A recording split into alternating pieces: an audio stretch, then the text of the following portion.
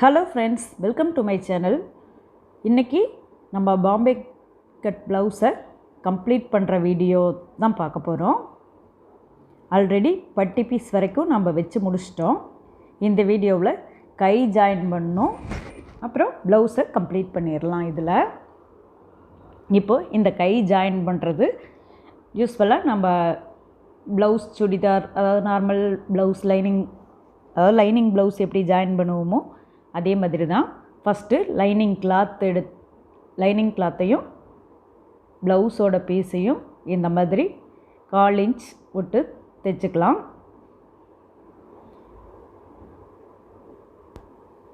இதை தைச்சி திருப்புறது தான். நம்ம ஹெம்மிங் பண்ணுற மாதிரி இதை தைக்கல. இது லைனிங்கு உள் பக்கத்தில் வச்சு தையல் போட்டு நம்ம வெளிப்பக்கத்துக்கு திருப்பி விட்டுறணும், அவ்வளோதான்.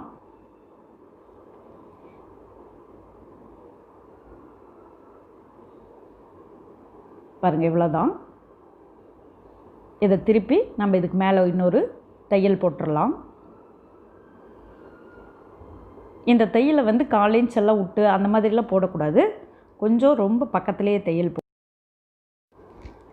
இப்படி இந்த மாதிரி லைனிங் மேலே தையல் போடும்போது நல்லா எண்டுலேயே ரொம்ப எட்ஜில் வச்சு தையல் போட்டுடணும். அப்போ தான் கொஞ்சம் அது பார்க்குறதுக்கு நீட்டாக இருக்கும். இது நம்ம சுடிதார், ப்ளவுஸு இந்த மாதிரி லைனிங் எதில் வச்சாலுமே இந்த மாதிரி எண்டில் தையல் போட்டால் தான் இது நீட்டாக இருக்கும். நல்லா லைனிங் தெரியாத அளவுக்கு உள்ளே நல்லா மடக்கி விட்டு இது மேலே தையல் போட்டால் தையல் இருக்கிற மாதிரியும் தெரியாது, ஓரளவுக்கு அது படிஞ்சு நிற்கும். அதுக்காகத்தான் நம்ம இந்த மாதிரி ஸ்டிச் போடுறோம். நம்ம ஹெம்மிங் பண்ணுற மாதிரி இருந்ததுன்னா உள்ள துணியை மடக்கி விட்டு ஹெம்மிங் பண்ணுற மாதிரி இருக்கும். ஆனால் லைனிங் கிளாத்தை பொறுத்த வரைக்கும் இப்படி அடிக்கிறதா பெஸ்ட்டு. ஏன்னா கொஞ்சம் மொத்தமாக இருக்காது. ஹெம்மிங் பண்ணுறதுனா இந்த மேல் பீஸ்டே ஏற்கனவே கொஞ்சம் திக்காக தான் இருக்குது. அதனால் இன்னும் ஹெம்மிங் பண்ணுறதுக்கு மடக்கி விட்டோம்னா ரொம்ப மொத்தமாக ஆயிரும். அதனால் இந்த மாதிரி தையல் போட்டுக்கிறது தான் பெஸ்ட்டு. கைக்கு இந்த மேலே சுற்றி வராமல் இருக்கிறதுக்கு நம்ம கொஞ்சம் கைக்கெல்லாம் தையல் போட்டு விட்டுறலாம். அப்புறம் இந்த எக்ஸ்ட்ரா இருக்கிற பீஸ் பூரா கட் பண்ணி விட்டுறலாம்.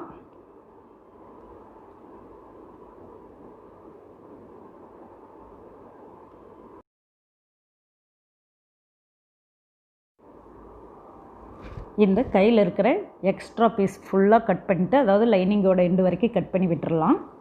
இப்போ நம்மளுக்கு 2 கையோட பீஸும் ரெடி ஆகிடுச்சு.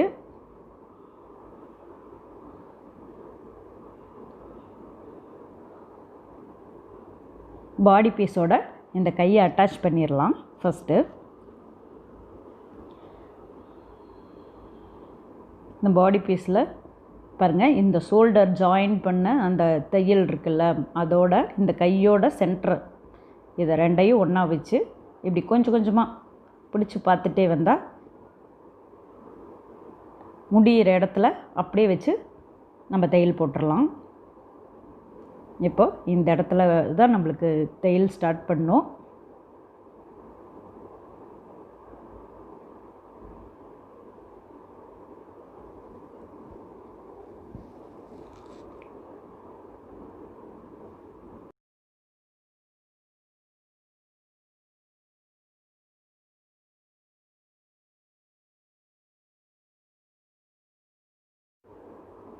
கை ஜாயின் பண்ணும்போது நம்ம பாடி பீஸ்லேயும் கையோட பீஸ்லேயும் முன் கை குழி வெட்டியிருப்போம். அந்த கட்டிங் கரெக்டாக வர மாதிரி நம்ம கையை ஜாயின் பண்ணணும். மாற்றி வச்சிடக்கூடாது. முன்னாடி வர பீஸை பின்னாடியும் அந்த மாதிரி, ஏன்னா அந்த மாதிரி நிறைய மாறும்.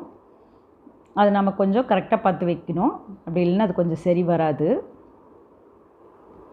2 கட்டிங்ஸும் ஒன்றா ஜாயின் பண்ணுற மாதிரி இருக்கணும். அதாவது முன் கை குழியை உடம்போட முன்னாடி பக்கத்துலேயே கையோட முன்னாடி பக்கத்தில் எக்ஸ்ட்ரா வெட்டின செகண்ட் வெட்டும் நம்ம ஜாயின் பண்ணுற மாதிரி இருக்கும். இப்போது 2 கையும் நம்ம ஸ்டிச் பண்ணி முடித்தாச்சு.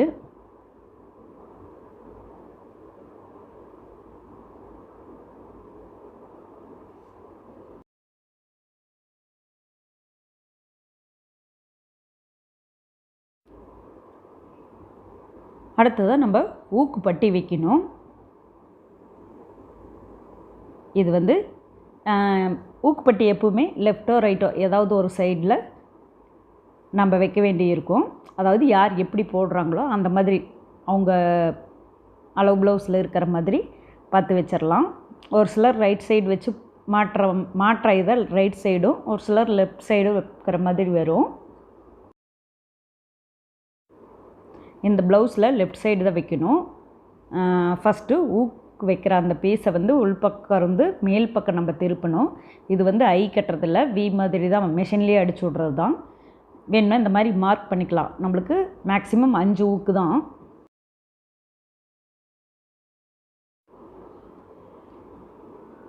இப்போது ஸ்டார்டிங் இந்த மாதிரி வி வந்து கொஞ்சம் கரெக்டாக ரொம்ப பெருசாக போடக்கூடாது. ஊக்கு வந்து மாற்ற அளவுக்கு இருந்தாலே போதும். எதுக்கு நான் டாட்டெல்லாம் எதுவும் அடிக்கலை, ஏன்னா நான் தேயிலே ரொம்ப சன்னமாக வச்சுருக்கிறதுனால டாட் அடிக்க வேண்டியது இருக்காது, ஏன்னா பிரிஞ்சு வராது ஈஸியாக.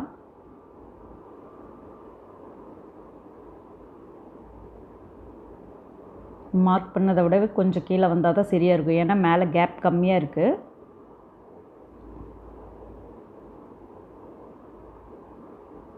அதனால் இதிலே நான் கரெக்ட் பண்ணிட்டேன்.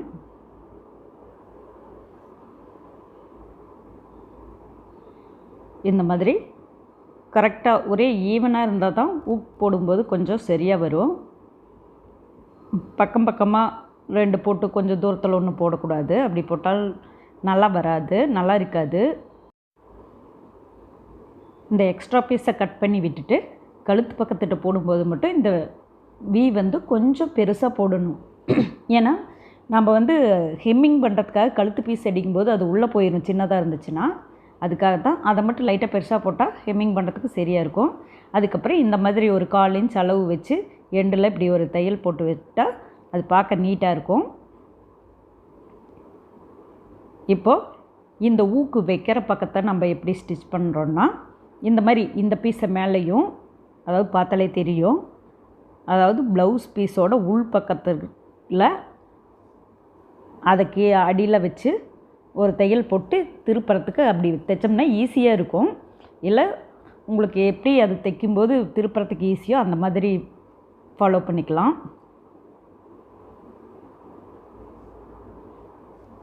இந்த மாதிரி ஒரு ஸ்டிச் போட்டாலே போதும்.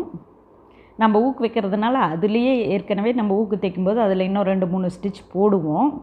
அதாவது ஊக்க வச்சு கையில் நூலில் தைப்போம்ல, அது மாதிரி. அதனால் நான் ஒரு தையல் போட்டு அப்படியே திருப்பி மடக்கி விட்டு இன்னொரு தையல் போட்டேன், ரொம்ப ஈஸியாக. இதுலேயும் இந்த எக்ஸ்ட்ரா பீஸ் இருக்கும், அதையும் கட் பண்ணி விட்டு இப்போது இதை 2ஐயும் செக் பண்ணி பார்த்துக்கலாம். இந்த 2 பக்கமும் எந்த பக்கமும் உயரமாக இல்லாமல் கரெக்டாக இருக்கான்னு மட்டும் இதை ஃபஸ்ட்லேயே செக் பண்ணிக்கலாம். ஏன்னா நம்ம கழுத்து பீஸ் அடிச்சுட்டா ஒரு பக்கம் ஜாஸ்தியாக போயிடுச்சுன்னா நம்மளுக்கு அப்போ பிரித்து அடிச்சிட்ருக்கணும், அதுக்காக தான். இப்போ சைட் ஜாயின் பண்ணிக்கலாம். இந்த சைட் ஜாயின் பண்ணுறதுக்கு அளவு ப்ளவுஸ் இருக்குது. அளவு ப்ளவுஸோட கையோட அளவு, ஆம்கோலோட அளவு, கீழே பட்டி பீஸ் கிட்ட என்ன அளவு வருதோ அதில் அளவு ப்ளவுஸில் இருக்கிறத அப்படியே வச்சு மார்க் பண்ணி அதில் ஸ்டிச் போட்டுடலாம். இது கைக்கு அளவு.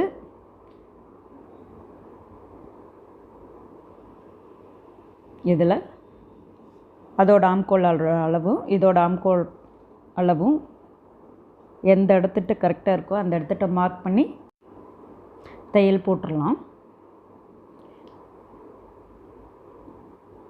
கரெக்டாக ஷோல்டர் கிட்ட இருந்து வச்சா இந்த இடத்துக்கிட்ட ஜாயிண்ட் ஆகுது.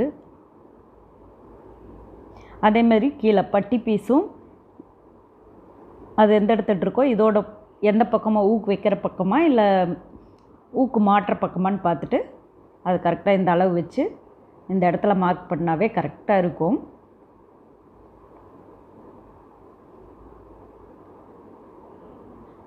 இதை நம்ம ஒரு கோடு மாதிரி வரைஞ்சி இதிலே தையல் போடலாம்.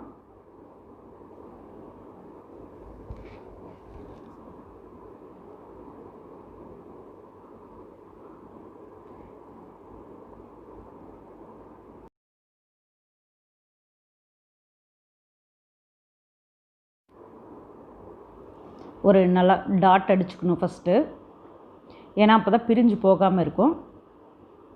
டாட் அடித்து விட்டுட்டு நம்ம போட்ட மார்க்லேயே அப்படியே ஸ்டிச்சிங்கை கம்ப்ளீட் பண்ணிடலாம்.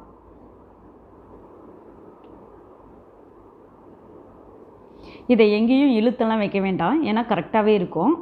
ஷோல்டர் மட்டும் பின்னாடி முன்னாடி போகாமல் கரெக்டாக 2 கையோட அளவையும் ஒரே அளவாக வச்சு அந்த இடத்துல தையல் போடணும். நம்ம தையல் போடும்போது ஷோல்டர் கொஞ்சம் பின்னாடி வந்திருந்தாலும் அதை கரெக்ட் பண்ணி வச்சு போடுங்க, இல்லாட்டினா ப்ளவுஸ் பின்னாடியோ முன்னாடியோ இறங்குற மாதிரி ஆயிரும். இன்னொரு பக்கத்துலேயும் அதே மாதிரி மார்க் பண்ணி தையல் போட்டுடலாம்.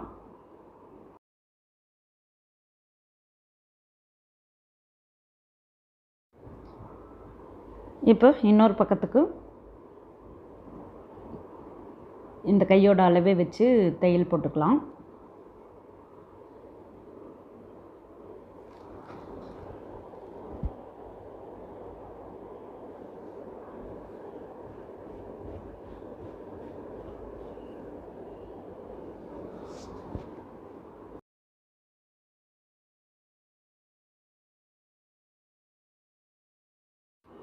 இந்த 2 சைடும் ஜாயின் பண்ணதுக்கப்புறம் அளவு ப்ளவுஸோட அளவு வச்சு பாடியோட அளவும் அளவு ப்ளவுஸில் இருக்கிற அளவும் கரெக்டாக இருக்கான்னு ஃபஸ்ட்டு செக் பண்ணிக்கலாம்.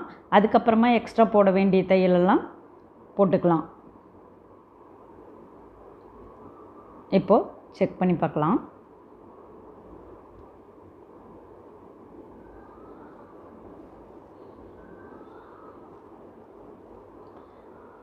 பேக் சைடோட அளவுக்கு பேக் சைடு, முன்னாடி பக்கத்துக்கு முன்னாடி பக்கம், அந்த மாதிரி வச்சு செக் பண்ணி பார்த்துக்கணும்.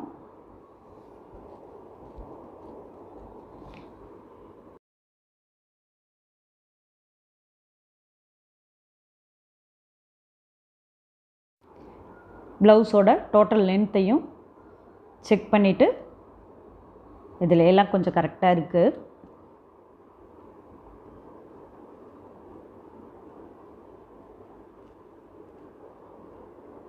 இப்போ அங்கே எல்லாமே கரெக்டாக தான் இருக்குது.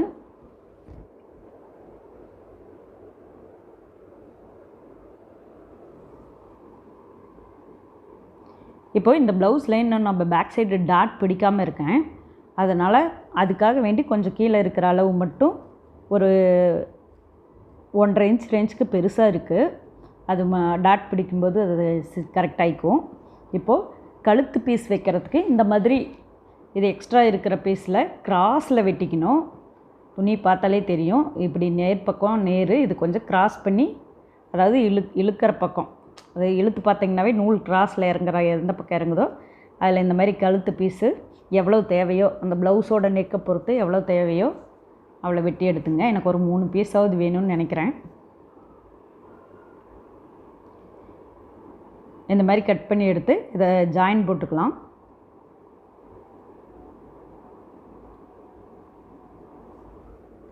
இதை கிராஸாக வச்சு நான் ஜாயின் போடல,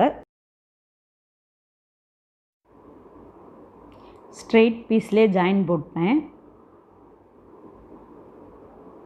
பாருங்கள், இந்த மாதிரி ஸ்ட்ரெயிட்டாகவே ஜாயின் போட்டுக்கலாம்.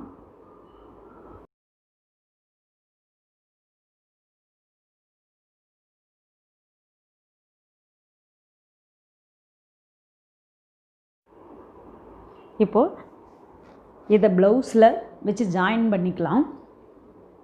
இந்த மாதிரி இந்த பக்கத்தில் கரெக்டாக நம்மளுக்கு வந்து அந்த அளவு கரெக்டாக வர மாதிரி எந்த பக்கம் வசதியாக இருக்கோ அந்த பக்கத்தில் வச்சு இப்படி 1/4 இன்ச் அளவில் தான் இதை தைச்சிட்டு வரணும். இந்த கழுத்து பீஸ் வந்து 1/4 இன்ச் அளவில் இருந்தால் மட்டும்தான் கொஞ்சம் சன்னமாக வரும், இல்லாட்டினா ரொம்ப பட்டையாக போயிடும், அது அசிங்கமாக இருக்கும். கரெக்டாக இந்த 1/4 இன்ச்னால் அந்த 1/4 இன்ச் அளவுலேயே ப்ளவுஸ் ஃபுல்லும் முடிக்கிற வரைக்கும் அதே அளவுலேயே இப்படி தைச்சிட்டு வரணும். ப்ளவுஸ் பீஸில் இருக்கிற அந்த லைனிங் கிளாத்தோ இல்லை ப்ளவுஸ் பீஸோ எதுவும் நுகர்ந்து போயிடாத அளவுக்கு அதை கொஞ்சம் கவனமாக பார்த்து தைச்சிட்டு வரணும்.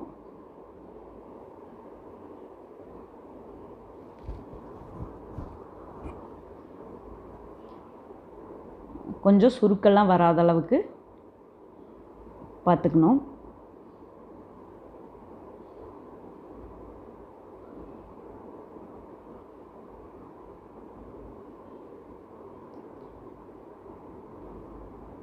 இதில்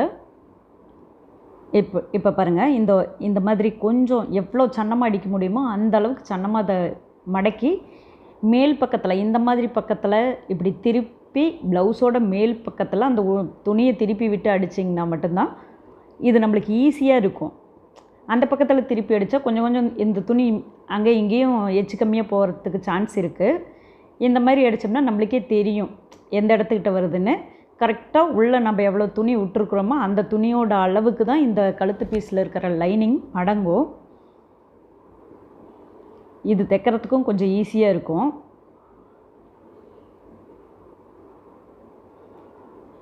ஹெம்மிங் பண்ணுறதுக்கு நம்ம அப்படியே திருப்பி வச்சு ஹெம்மிங் பண்ணிக்கலாம். நம்ம இன்னொரு ஸ்டிச்செல்லாம் இதுக்கு பெரிய தையல் போடணுங்கிறது இல்லை.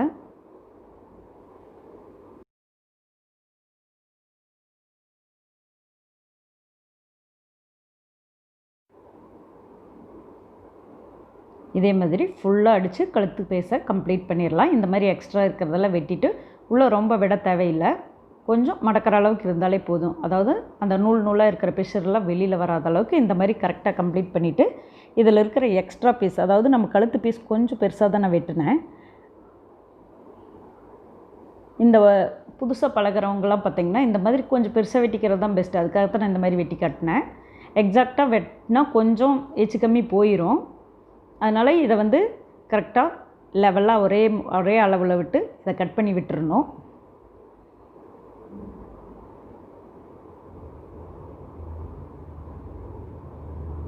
இந்த மாதிரி இருக்குது பாருங்கள். இது இந்த எக்ஸ்ட்ரா இருக்கிறத கொஞ்சம் அந்த எட்ஜு வரைக்கும் விட்டுட்டு கட் பண்ணி விட்டால் நம்ம ஹெம்மிங் பண்ணுறதுக்கு ரொம்ப ஈஸியாக இருக்கும்.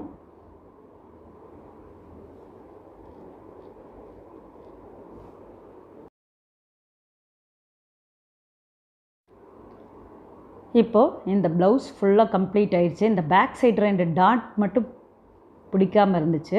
இதை ப்ளவுஸோட அளவு வச்சு எவ்வளோ ஜாஸ்தியாக இருக்கோ அதை மட்டும் டாட்டாக பிடிச்சி விட்டுறலாம். இதை ஏன் லாஸ்ட்டில் பிடிக்கிறோம்னா ப்ளவுஸோட அளவில் நம்மளுக்கு கொஞ்சம் ஜாஸ்தியாக வந்துருச்சோ இல்லை ஏதாவது இருந்தால் இந்த டாட்டில் தான் நம்ம அட்ஜஸ்ட் பண்ணுற மாதிரி இருக்கும். அதுக்காகத்தான் இந்த ஷோல்டர் கூட கழுற மாதிரி இருந்ததுன்னா பார்த்திங்கன்னா இந்த டாட் மட்டும் கொஞ்சம் எக்ஸ்ட்ராவாக பிடிச்சிங்கன்னா இந்த ஷோல்டர் கழடாமல் நிற்கும். ப்ளவுஸு கம்ப்ளீட் ஆகிடுச்சு. நீங்களும் ட்ரை பண்ணி பாருங்கள். ஓகே ஃப்ரெண்ட்ஸ், இந்த வீடியோ உங்களுக்கு பிடிச்சிருந்தால் லைக் பண்ணுங்கள், ஷேர் பண்ணுங்கள், சப்ஸ்கிரைப் பண்ணுங்கள். மறக்காமல் பெல் பட்டன் ப்ரெஸ் பண்ணிக்கோங்க. தேங்க்யூ. தேங்க்ஸ் ஃபார் வாட்சிங்.